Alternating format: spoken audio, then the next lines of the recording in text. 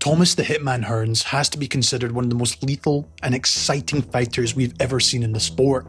A lanky 6'1" boxer puncher who could take you out instantly with one punch. But although we remember and look back at what he did in the ring, it was the Spartan-like environment in the famous basement of the Kronk Gym in Detroit that truly made him. Constantly surrounded by hungry world-class fighters and guided by a dynamic boxing coach Emanuel Steward and his coaching team, nothing would have stopped Hearns from reaching the top of the sport. In today's How Champions Train episode, I'm going to take a look at Hearns' training, the Kronk Gym, and what helps set him apart from the rest of the conveyor belt of champions that the gym helped produce. So on that note, let's dive right into it. Introducing Thomas, the Motor City Cobra, Hearns.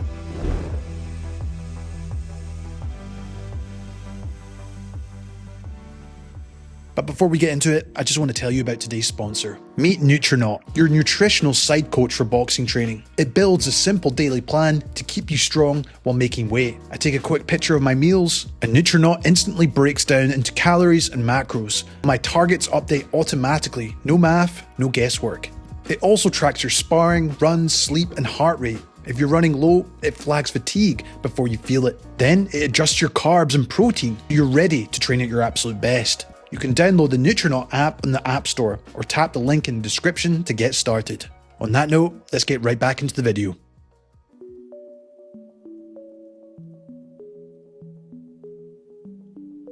It's important to start off where he began his boxing journey. Originally from the south, Tommy, with his single mother and siblings, moved to the Motor City for better opportunities. Initially moving into the notorious East Side, one of the most deprived areas of the city. Even these surroundings made Thomas timid, retreating to his bedroom and absorbing himself within the world of television. However, it was here he would discover pugilism, watching great fighters of the past, as he wanted to try it out for himself. He actually started boxing at 10 years old, when he went with his friends to the King Solomon Recreation Centre, immediately falling in love with the sweet science the first night he walked in the gym. Detroit, for all its hardships, was a boxing town, and had played a big part in creating legends of the sport of the past, including the likes of Joe Louis and even Sugar Ray Robinson's origins too. But Hearns at a young age was already thinking about how he was going to be champion, completely drawing his attention away from school, dreaming that he could be like his idol Muhammad Ali one day. However, unfortunately at the time, the Solomon Recreation Centre had to close and forced him to look elsewhere. Maybe one of the greatest blessings in disguise. And with this, Tommy would eventually come across the Kronk Gym, looking to sign up to continue his pursuit in pugilism. Hearns, a stick-thin 13-year-old weighing nothing, would walk into the Kronk doors for the first time. Emanuel Steward had been a trainer there for about a year and was not initially impressed by him. He said, "First time I saw the kid was 1970. He had already been fighting for a year. He was so scrawny, it was awful. He weighed 55 pounds and his little old boxing pants were falling right off." Despite Steward not initially being impressed with him, it was another veteran Kronk trainer that kept a close eye on him, Walter Smith, who said the following about him. "Even as a beginner, Hearns had fortitude. Thomas listened attentively. He respected his elders. That made a difference.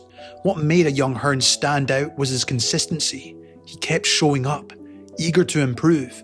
Even Emanuel couldn't help but notice." He said his idol was Muhammad Ali. When he first walked through the door, what were your impressions? Did you think you had another Ali on your hands? No, Thomas was always his biggest image was determination and consistency. He was always coming to the gym every day, he never missed a day. Thomas Hearns first came to the Kronk Gym. The main thing that you notice about him, he was something special. Not necessarily in skills, because we had a lot of talented, junior Olympic boxers at the time. But Thomas was special because he was so determined and so consistent. You could depend on him to be there every day regardless of what the weather was. And he actually had to catch 2 buses to get to the gym, and he came from the totally opposite side of town. And he was there, and in the beginning, he won a couple of fights over guys who at the time had never even lost fights. Thomas was clear he wanted to reach the top of the sport, just like his idol Ali had, while he wanted to give back to his single mother, and Emanuel could see the determination in his young fighter, knowing he had what it would take. From here, Thomas and Emanuel would go on to become one of the best double acts in boxing, and the work and consistency for Hearns paid off as he won regional and national tournaments. just missing out in the 1976 Olympics after losing to another future world champion in Aaron Pryor in the final. But it was here though he would decide to go professional, in what would be the start of an incredible career for Thomas Hearns. All the upcoming training information comes from a mix of sources: Thomas Hearns' biography, Gary Todd's Greatest Boxing Workouts, interviews with Hearns, Emanuel Steward and former Kronk Gym members, as well as old archive articles and training footage that I've found. Like with all my How Champions Train videos, I want to give you the most detailed and accurate interpretation possible, not just for you to enjoy, but to take some inspiration from it, maybe even pick up a few things for your own training. I really try with all these videos to present the facts of what these fighters put themselves through, and to give the respect they deserve. And with that said, let's take a look at Thomas's schedule on a typical day, in particular when he was training at the Kronk Gym. Of course, this changed throughout his career as he got older and moved up in weight, but it gives you a good picture of the day-to-day routine at his peak. So, between 5 and 6 AM he would get up, make sure to have a full body stretch before he went on his 4 to 5 mile run, making sure to do some light stretching after it. 7:30 he would wash up after his run, and then have a light breakfast before getting ready for the boxing gym. This would usually be between 12 and 4 PM, there would be non-sparring and sparring days, along with things like strength and conditioning exercises. Between 4 and 6 PM he would have a shower and relax, and by 6 to 7 he would have his dinner, and would be in by 9 PM for his bed, training up to 6 days a week. Now, when you look at this schedule, like with most champions I've covered, it's not overcomplicated, just consistent and disciplined. And that's what separated Tommy from a young age. He built that habit of showing up and putting in the work every single day, as Emanuel discussed just before. But now let's take a deeper look at the specific details of his training and the kind of workouts that made him.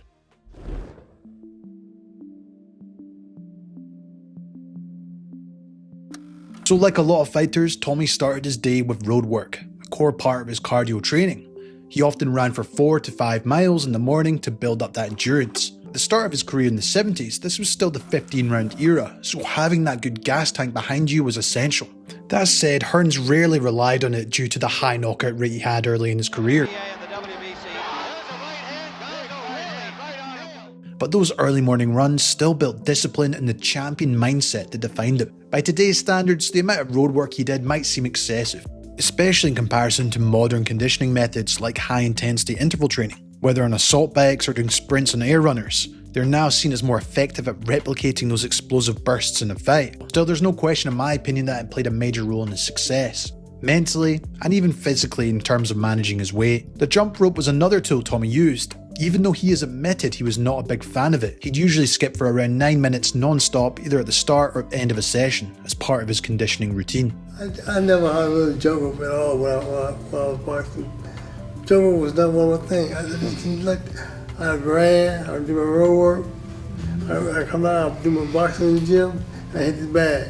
Some though have claimed Tommy only sparred throughout camps, skipping road work and jump rope altogether, and that's just simply false. Hearns even addressed this on his official Instagram page, confirming the following. There's a funny rumour that's been going around, and I'm not sure how it got started, but the word is I only sparred during training camps. No road work, jumping rope, and I barely worked the heavy bag. Well, I'm here to let you know that is completely false. I put my miles in, and although I wasn't a big fan of skipping, I did rounds and rounds of jumping rope. Cardio is a part of conditioning. Don't believe the hype. Personally, I still believe jumping rope remains one of the best conditioning tools a boxer can use. It's affordable, builds cardio, develops rhythm, and adds that plyometric benefit that carries over well to your boxing training. It's still refreshing to hear at the same time that one of the best to ever do it, saying it wasn't a necessary tool, especially for those that feel that they have to jump rope now. Interestingly though, later in his career, stated in his biography, Hearns was criticised for losing some of the strength in his legs during long fights. A specialist at the time even advised him to start incorporating more cycling and weightlifting into his training to improve his leg endurance and stability. We'll get onto that later in the video.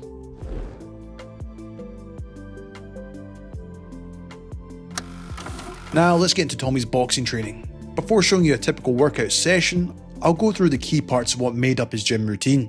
Before every session, Hearns would start with a full body stretch to loosen up and warm up his muscles. And typically one of the first things he would do, not just as a warm up, but as a key technical exercise, shadow boxing.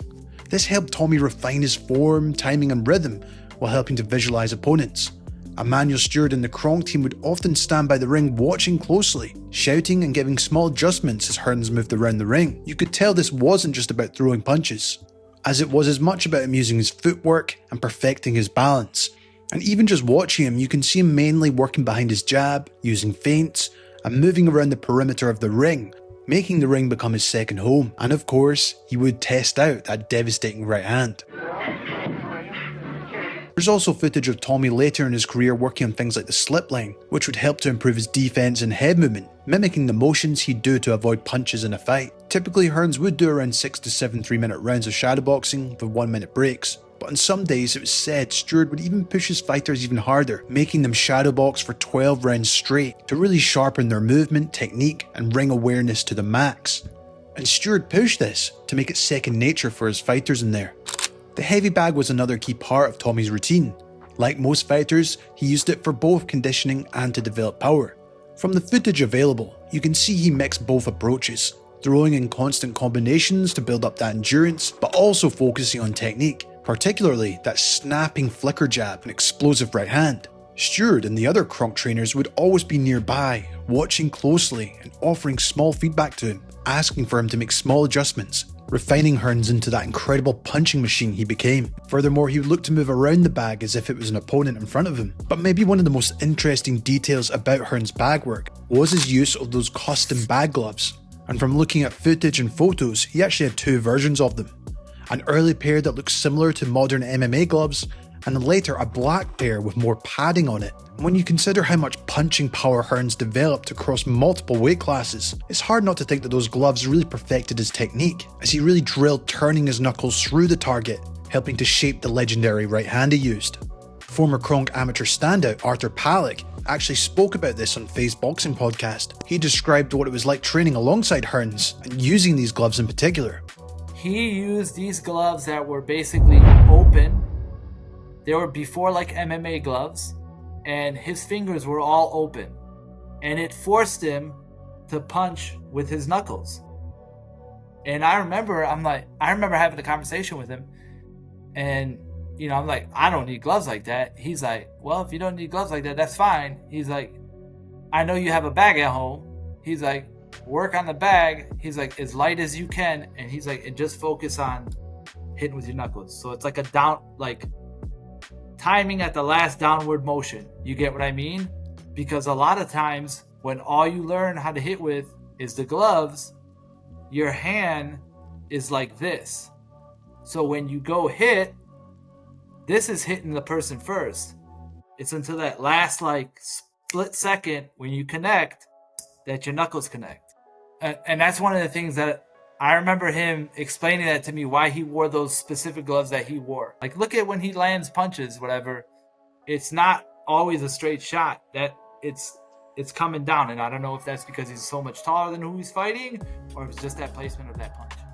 If you want to hear more Kronk stories like this, definitely check out Faye's channel after this video. Back to the heavy bag and these gloves. I've always been a big fan of using the bag gloves myself, as it forces you to focus on the technique, while it helps strengthen your hands and wrists over time. We're actually starting to see more fighters use this within their bag work, rather than using heavy sparring gloves. Well, I think Hearns as well just shows that the heavy bag doesn't need to be so one-dimensional.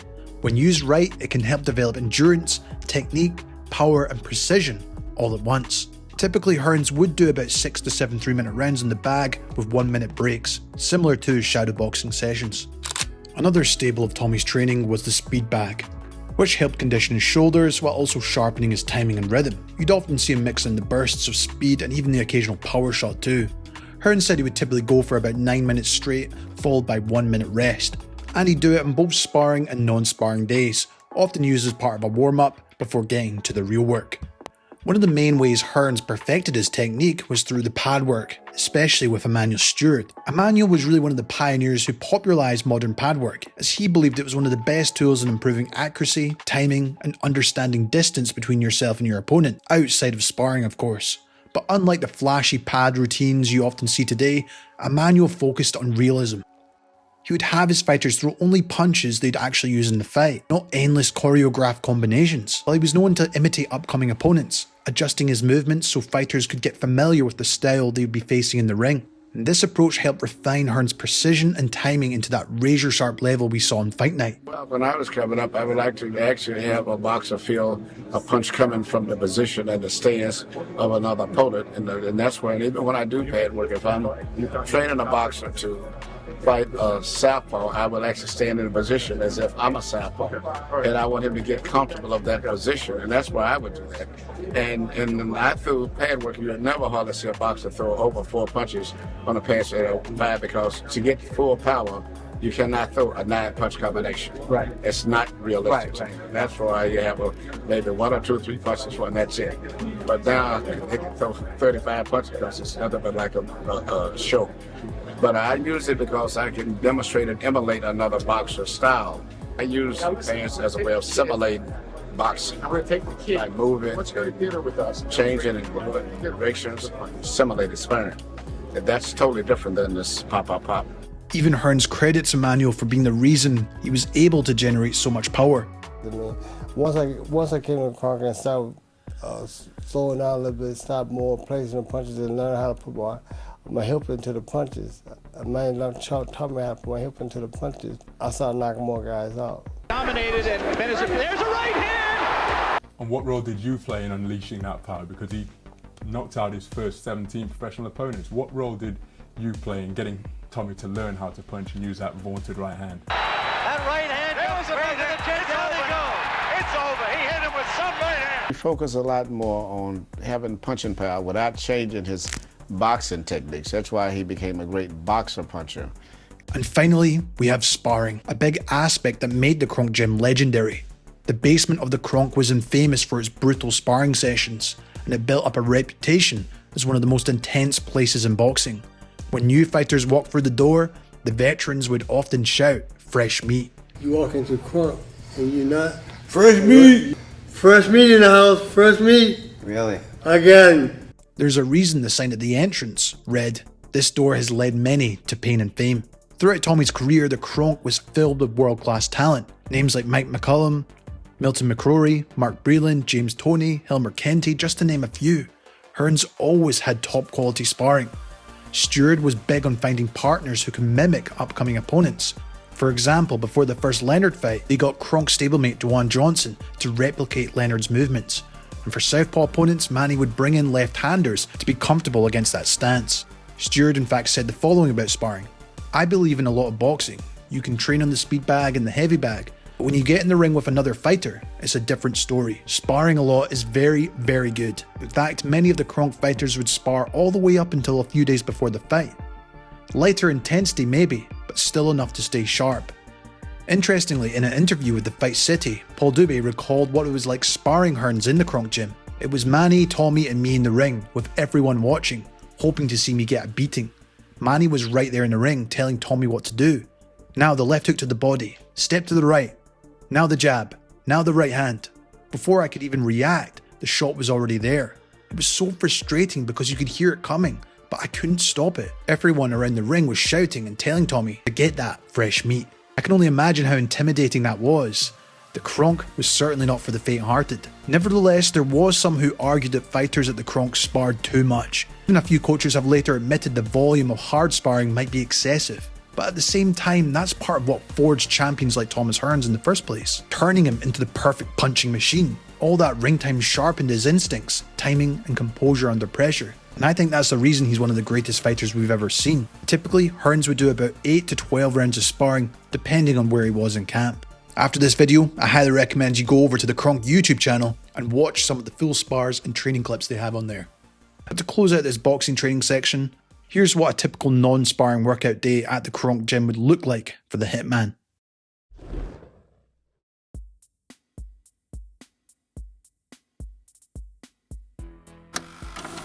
Now there was some interesting aspects to strength and conditioning for Hearns. On non-sparring days, he'd often add these sessions after the bulk of his boxing work. Exercises like inverted push-ups helped build up his shoulder, chest and core strength, while pull-ups targeted his back, biceps and wrists. Much of his conditioning focused around core training. Endless sit-ups, side-to-sides, lying leg raises, twists and ab roller work. He also used medicine ball strikes to the stomach to toughen up his midsection for body shots. Interestingly, before the second fight with Leonard, Hearns faced criticism that his legs weren't strong enough to go the distance, especially after his first loss to Barkley. Because of this, Steward actually brought in a specialist to test him, who discovered weaknesses in certain leg muscles specific for boxing. In his biography, it said Hearns actually began lifting weights at the Highland Park Powerhouse Gym in Michigan, while he incorporated cycling and non-running days to build up that leg endurance. From my research, I was unable to find specific leg exercises he would use. There is footage of Hearns using a stair climber machine. He worked on both his upper and lower body at the same time. Something quite advanced for that era, I guess. But from the most part, from his biography and Gary Todd's greatest boxing workouts, it's clear Tommy relied more heavily on bodyweight exercises than actual weightlifting, with these strength sessions typically lasting about 45 minutes to an hour. Here's what a typical strength and conditioning routine would look like for him.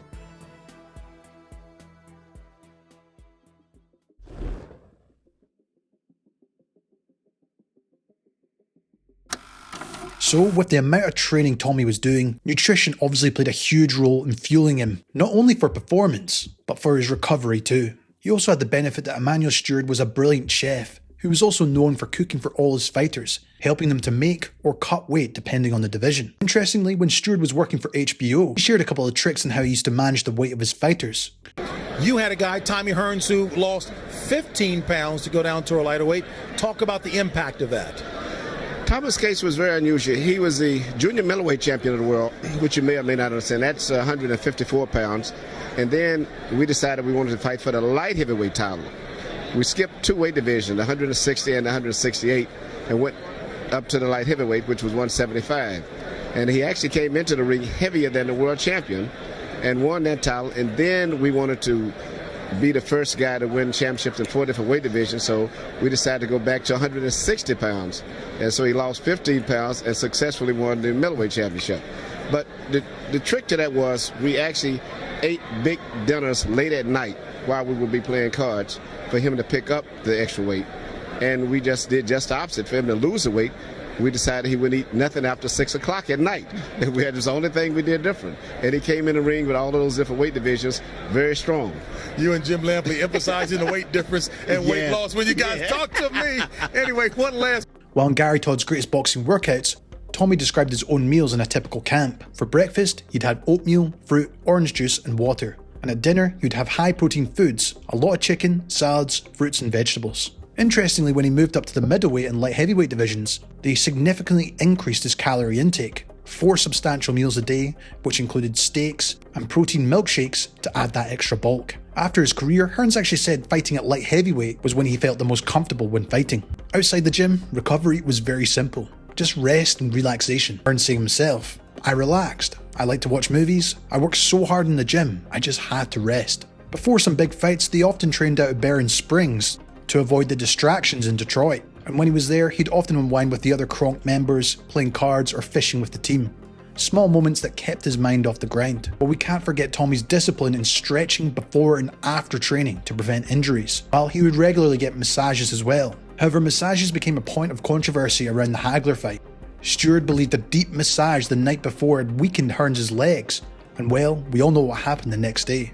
Context deep tissue massages are generally recommended at least 48 hours before competition, not within 24. And there is a possibility this could have played a big factor. Interestingly, this wasn't the only time preparation went wrong for him. Before the first Leonard fight, Hearns was so determined that he overtrained for the fight, often running twice a day on top of his boxing and sparring days, even doing hard spars 2 days out before the Leonard fight. And considering he was the bigger guy, he actually weighed 145 pounds, 2 pounds below the welterweight limit. Unfortunately for Hearns, he had the legs for 12 rounds, but not 15. Sugar Ray was able to exploit that to win. Steward always stressed that it was the camp that let them down in the end. And even though Ray Leonard came on strong, not trying to take anything away, if Thomas had been normal and came in at his normal weight and everything, Ray Leonard would not have been able to win the fight. But nevertheless, you can't take anything away from Ray. That's not his problem.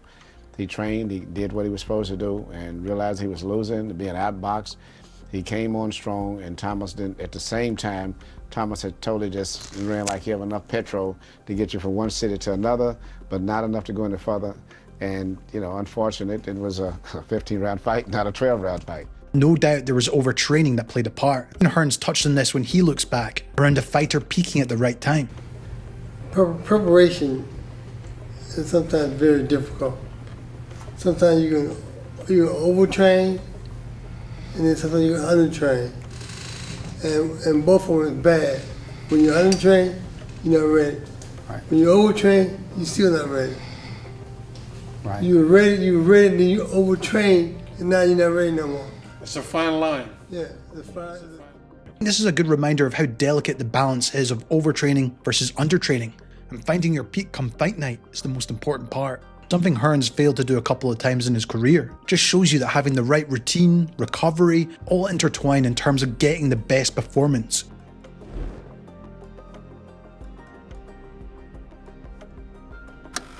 Film study was also a key part of Hearns' preparation. Steward, of course, and Walter Smith and the Kronk coaching team regularly watched and broke down opponents on tape to build a strategy. Even Hearns would study for some fights too. For example, in his knockout win over James Schuler, Kronk trainer Walter Smith explained, Hearns had watched films of Schuler's fights and decided body shots would bring his hands down. Then he'd switch the attack to the head, which of course played out perfectly for Hearns. And before his fight with Roldan to become a 4-weight world champion, Steward actually revisited the footage of Hearns' earlier fight against Andres, looking for any mistakes that Hearns was making.